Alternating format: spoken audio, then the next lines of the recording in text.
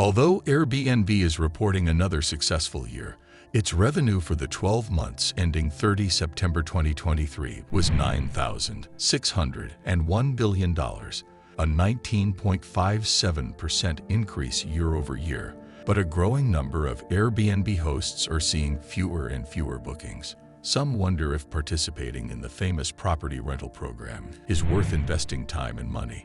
And the viral tweet of Nick Gerli showing Airbnb revenues being down nearly 50% in major cities is making rental hosts and side hustlers fear the future of the short-term rentals. All right, the party's over for Airbnb renters. New York beginning its crackdown on rentals today. Many people say this is the end of many of the Airbnb listings. Airbnburst is upon us. Airbnb hosts are sympathizing with one another about declining occupancy rates in Facebook groups on Reddit and Twitter. One host said on Reddit, "I run a pretty strong B&B, generally 96% booked yearly in the US, and have seen a sharp decrease in bookings in 2023. Is everyone seeing this trend? Are people not traveling like they have been the last few years due to economy and global status? Are there any tricks you have used to increase bookings, like higher rate but no cleaning fee, or lower rate with a cleaning fee? Just trying to keep the wife from buying sheep and adding it as an experience." The experiences of hosts from all over the country, plus bookings and other data, show that occupancy may have fallen due to a variety of factors. There are many more hosts on the platform. Prices have risen and travelers may be cutting back, and pent-up travel demand after the coronavirus pandemic lockdowns drove bookings to record highs last year are coming back down to earth. Some hosts blamed market saturation and the souring economy that it might be causing people to cut back on travel.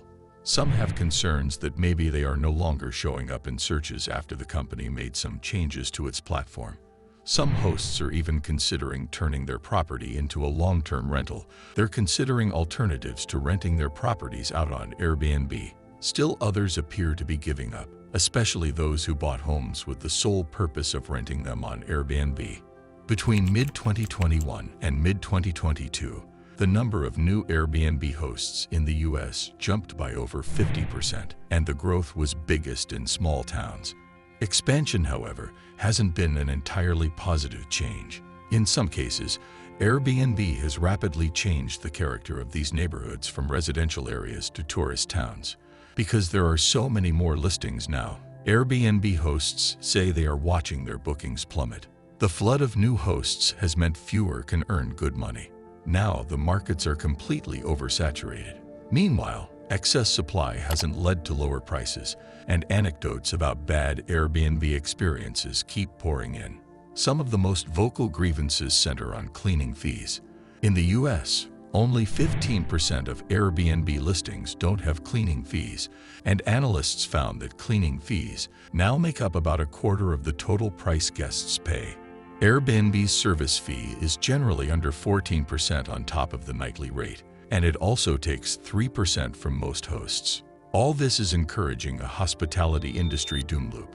If hosts see their bookings drop, they might try to raise rates to make up for it, or at least resist lowering them, which drives guests back to hotels or the cheapest Airbnbs that tend to be run by bigger professional hosts who can afford to cut prices in ways small hosts can't. If hosts try to lower rates to draw in more bookings, they might still be unable to turn a profit. For both the guest and the host, it's just not a good value proposition anymore. The only one winning, it seems, is Airbnb. Airbnb knows people are unhappy. Its CEO, Brian Chesky, has acknowledged the tens of thousands of complaints across social media about the platform's growing costliness. We've heard tens of thousands of people go on social media and complain. And I've also told our host, here's the great thing. It can be a win-win.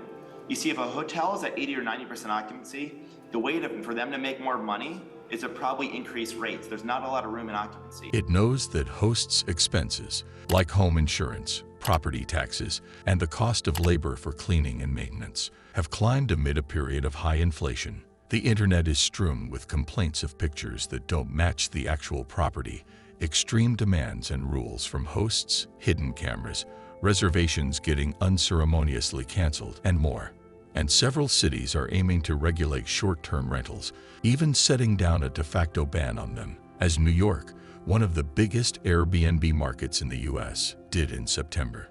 In all this mist of difficulties faced by other hosts, Airbnb is making more money than ever. Bookings reached an all-time high earlier this year, and the company raked in almost $2 billion in profits in 2022, marking its first full profitable year. Airbnb's stock price is also up dramatically from where it was at the end of last year. All this success is part of the company's problem. Airbnb may not be collapsing, as some people are predicting, but it is facing a reckoning, an existential questioning of what it offers and where it will go from here. So earlier this year, speculation that the, quote, Airbnburst is upon us. It was everywhere. You've got a housing market in limbo, higher interest rates, making it more expensive to finance a short-term rental property, lower occupancy rates in popular vacation spots, and major Airbnb markets like Phoenix and Austin. There's also return to work post-pandemic. Nick Gerli, the CEO of Reventure Consulting, tweeted on 27 of June about the alleged Airbnb revenue collapse, citing all the rooms as the source of his data. In his tweet, he said, "The Airbnb collapse is real. Revenues are down nearly 50% in cities like Phoenix and Austin. Watch out for a wave of forced selling from Airbnb owners later this year in the areas hit hardest by the revenue collapse."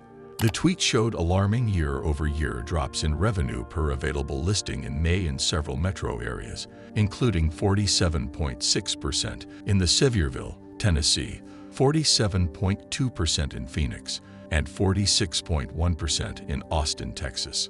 The tweet shook the short-term rental industry and attracted more than 35 million views on Twitter alone. Many misinterpreted Nick Gerli's tweet as saying that Airbnb was collapsing, but instead he was pointing to erroneously, as it turns out, a massive drop in revenue for some hosts, not necessarily for Airbnb as a company. Airbnb is doing good as a company. As it was shown during their Q1 earnings, more guests are traveling on Airbnb than ever before, with nights and experiences booked growing 19% in Q1 2023 compared to a year ago. So, is Airbnb about to burst? As long as they don't crack down on short-term rentals, we highly doubt that will happen, as their overview of Q3 results marked another quarter of strong results for the company. Their nights and experiences booked exceeded 113 million, growing 14% year-over-year and accelerating from Q2 2023. Revenue of $3.4 billion grew 18% year-over-year. Net income of $4.4 billion, or $1.6 billion, excluding the one-time income tax benefit, was their most profitable Q3. Adjusted EBITDA was $1.8 billion, while free cash flow grew 37% year-over-year to $1.3 billion.